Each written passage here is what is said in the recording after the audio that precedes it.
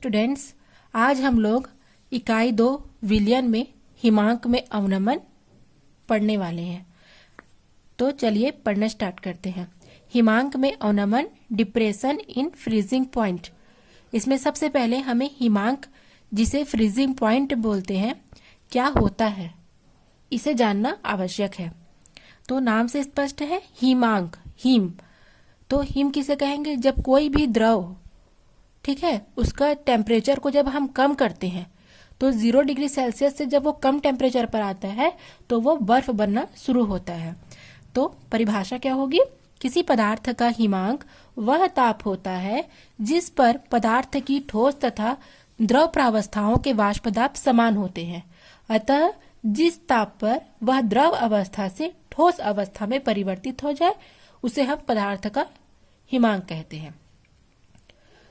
इसका मतलब यह है कि कोई भी जो द्रव है, उस द्रव को अगर हम उसका तापक्रम को कम करते जाएंगे तो एक कंडीशन ऐसा आएगा कि वह ठोस के रूप में परिवर्तित हो जाएगा। तो उसे हम उस विलयन का हिमांक कहेंगे, ठीक है। और इसमें ठोस और द्रव जो अवस्थाएं होती हैं वो एक साम्य की स्थिति में होती है, एक साम्य अवस्था में होती है, ठीक है। हिमांक में अवनमन क्या होगा? हिमांक में अवनमन, जब किसी विलायक में कोई अवाष्पशील विलेय मिला दिया जाता है तो विलयन का वाष्प दाब विलायक के वाष्प दाब से कम हो जाता है, क्योंकि अवनमन का अर्थ होता है कमी होना। तो जब कोई विलायक में हम अवाष्पशील विलेय मिलाएंगे तो विलयन का वाष्प दाब कम हो जाएगा विलायक के वाष्प दाब से। अतः विलयन विलायक से कम ताप पर ही जमने लगेंगे, जिसे हम हिमांक में कमी या हिमांक में अवनमन कहेंगे। और इसे हम डेल टी एफ से प्रदर्शित करेंगे, जहां डेल टी एफ का मतलब होता है हिमांक में अवनमन। अब हम इसे डायग्राम के माध्यम से थोड़ा समझ लेंगे। यहां पर आप चित्र देख रहे हैं, ये शुद्ध विलायक है। इसमें केवल जल के अणु है, कोई भी विलेय इसमें मिलाया नहीं गया है। उस कंडीशन में जब इसे हम गर्म करेंगे तो गर्म करने पर क्या होगा? गर्म करने पर ये बहुत जल्दी गर्म होंगे, क्योंकि इसमें कोई भी विलेय के कण नहीं है। तो गर्म होकर ये तुरंत ही वाष्प अवस्था में बदल जाएंगे, अर्थात शुद्ध विलायक का जो वाष्प दाब होगा वह अधिक होगा, ठीक है, क्योंकि इसमें कोई भी विलेय के कण मौजूद नहीं है। तो जैसे ही हम इसे टेम्परेचर देंगे, गर्म देंगे, ये क्या करेगी? ऊष्मा को ग्रहण करके अपनी गति में वृद्धि करेगी, और वृद्धि करके क्या करेगी? ये बहुत जल्दी जल वाष्प बन करके वाष्पित होना स्टार्ट हो जाएगी। पर जब हम इसमें ठोस अवाष्पशील विलेय ऐड कर देंगे, ठीक है, मान के चलो NaCl नमक को हम इसमें ऐड कर दिए, तो अब क्या होगा? विलयन तैयार होगा। अब इसमें विलेय और विलायक दोनों के कण हैं। विलेय की मात्रा अधिक करने से विलायक क्या होंगे? विलायक के अणु बहुत धीमी गति से वाष्पित होंगे, क्योंकि इसमें विलेय के कण मौजूद होने के कारण इनके वाष्प दाब में कमी आ जाएगी, वाष्प दाब इसके कम हो जाएंगे, ठीक है। कारण क्या है? कारण क्या है? इसमें विलेय के कण भी मौजूद हैं, तो विलायक चूंकि केवल वाष्पशील होने में भाग ले रहा है, यहां पर विलेय की कोई भी क्या नहीं है, भूमिका नहीं है, क्योंकि विलेय के कण क्या है? ठोस है और अवाष्पशील है। तो केवल विलायक के कण ही वाष्पित होने में भूमिका निभाएंगे। इस कारण विलेय के कण अवरोध उत्पन्न करेंगे, जिससे इनके वाष्प दाब में कमी आएगी। वाष्प दाब में जब कमी आएगी तो क्या होगा? तापमान भी कम होगा, और तापमान कम होने के कारण ये जल्दी फ्रीज हो जाएगा, जल्दी हिम बन जाएगा शुद्ध विलायक की अपेक्षा।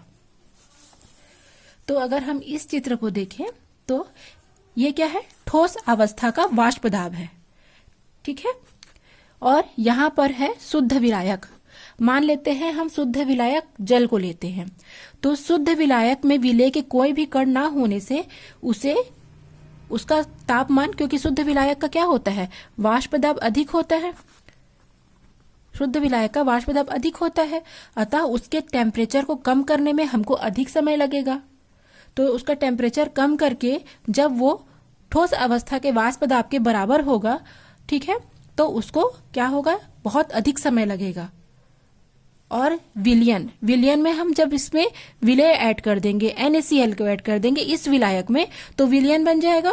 चूंकि विलयन के वाष्प दाब में कमी होती है, वाष्प दाब कम हो जाता है विलय मिलने के कारण, तो क्या होगा, अब इसे ठोस अवस्था के वाष्प दाब के बराबर होने के लिए बहुत कम तापमान की आवश्यकता होती है। इस कारण क्या होता है, जो विलयन का हिमांक बिंदु होता है वो शुद्ध विलायक के हिमांक बिंदु से कम होता है। ठीक है, और हमारा टॉपिक ही है हिमांक में अवनमन अर्थात कमी। तो इस कारण विलय का वाष्प दाब कम होने से क्या होगा, इसको कम ताप देने की आवश्यकता होगी। कम ताप पर ही यह ठोस में परिवर्तित हो जाता है विलायक की अपेक्षा। तो इसे हम क्या कहेंगे, इसे हम हिमांक में अवनमन कहेंगे। ठीक है, एक बार और एक्सप्लेन करा देती हूँ। जब हम किसी द्रव में, ठीक है, क्या करते हैं, जब हम किसी द्रव में अवाष्पशील विलय मिलाते हैं, ठोस अवाष्पशील विलय मिलाते हैं, तो विलयन प्राप्त होता है। तो विलयन का वाष्प दाब विलय मिलने के कारण कम हो जाता है, तथा जब हम इसके तापक्रम में कमी करते जाएंगे तो यह ठोस में परिवर्तित हो जाएगा, जिसे हम विलयन का हिमांक कहेंगे।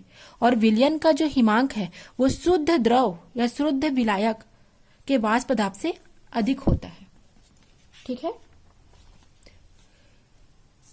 इस कारण हिमांक में आई हुई कमी के कारण इसे हिमांक में अवनमन कहेंगे।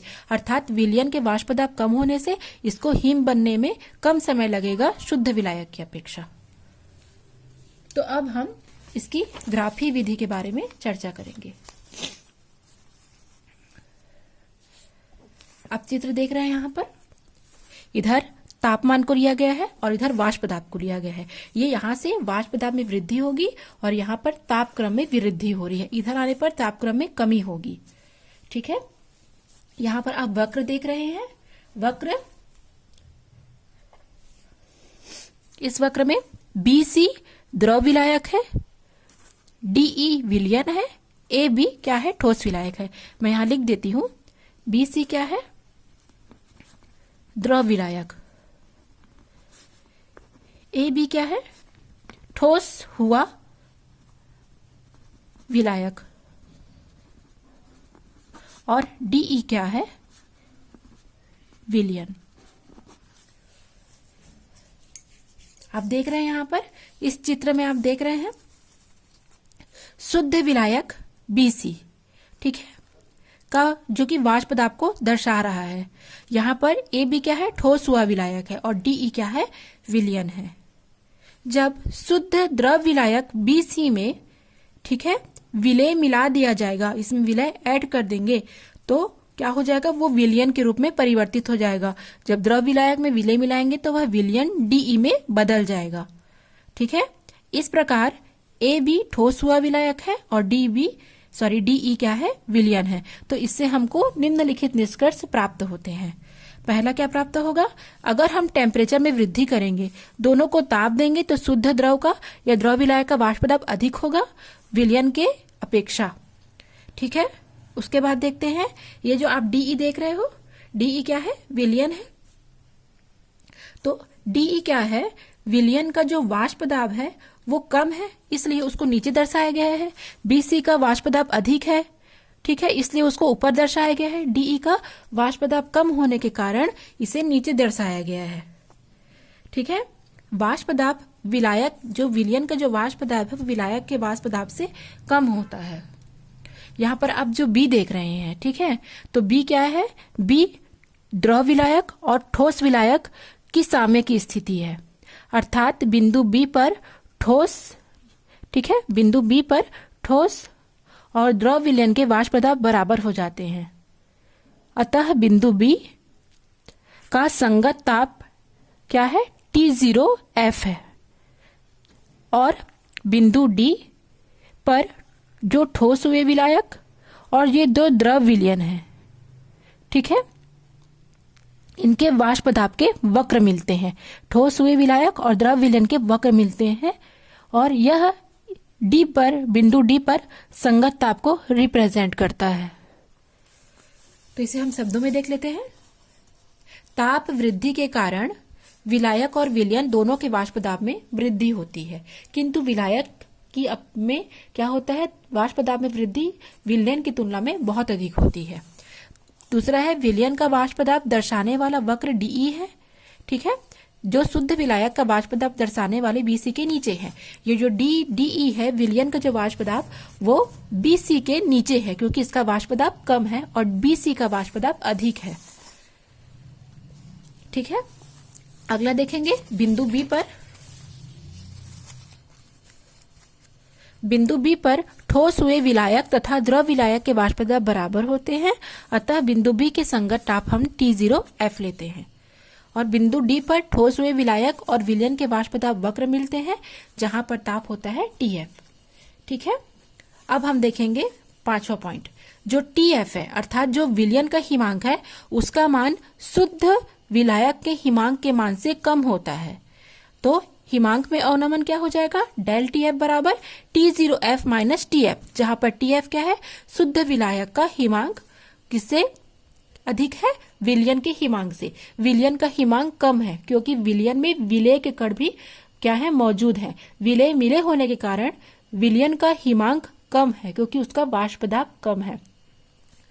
प्रयोगों से हमको यह ज्ञात हुआ है कि किसी विलयन में विलायक के हिमांक में अवनमन विलेय के मोललता के समानुपाती होता है, अर्थात किसी बर्तन में विलेय की मात्रा यदि हम अधिक करते जाएं, ठीक है, इसमें विलायक है जल, अगर उसमें बहुत अधिक मात्रा में हम नमक डालते जाएं, विलेय की मात्रा अगर हम अधिक कर देंगे तो उसके वाष्प दाब में बहुत अधिक कमी आएगी, जिससे उसके हिमांक में भी कमी आएगी।